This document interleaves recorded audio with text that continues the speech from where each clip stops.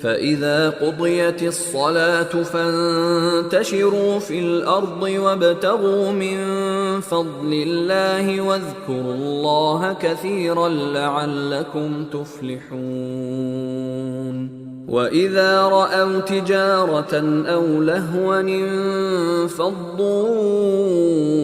إليها وتركوك قائما قل ما عند الله خير من اللهو ومن التجارة والله خير الرازقين.